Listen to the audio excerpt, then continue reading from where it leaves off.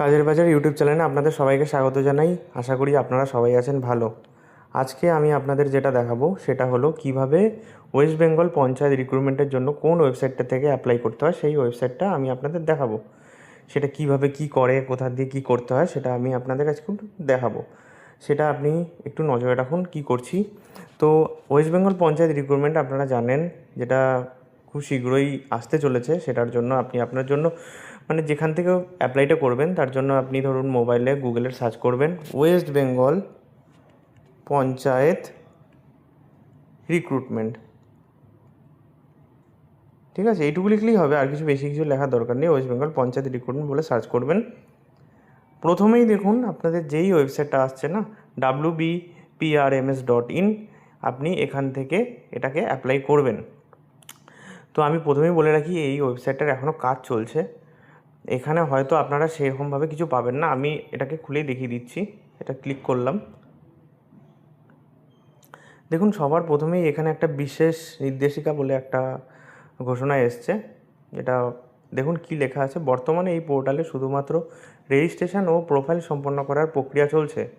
আগামী দিনে district level selection committee ডিএলএসসি তাদের নিজ নিজ শূন্য পদের বিজ্ঞাপনের মাধ্যমে ঘোষণা করলে আবেদন প্রক্রিয়া শুরু হবে। নিয়মিত আপডেটের জন্য পোর্টালটিতে নজর রাখতে অনুরোধ করা হচ্ছে।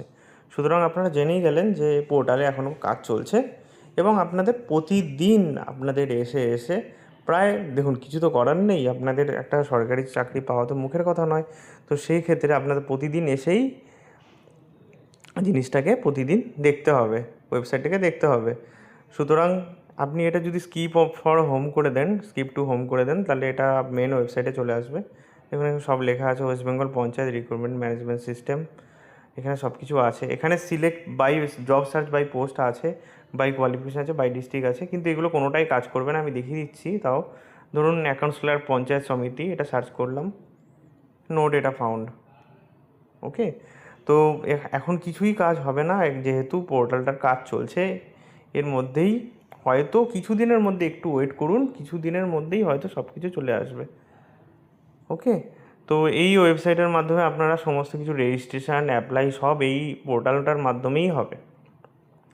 সুতরাং এখন রেজিস্ট্রেশন করার কোনো দরকার নেই। যখন নোটিফিকেশানটা আসবে তখনই আপনারা রেজিস্ট্রেশনটা করে তারপরেই আপনার অ্যাপ্লাইটা করবেন। এখন যেহেতু পোর্টালটাতে কাজ চলছে, আমি একটা অনুরোধ করব যে এই সময় রেজিস্ট্রেশন করার কোনো দরকার নেই। ওকে, বাকি ডিসিশান আপনার, আপনি করতেই পারেন। তবে আমি বলবো রেজিস্ট্রেশন এখন করার দরকার নেই।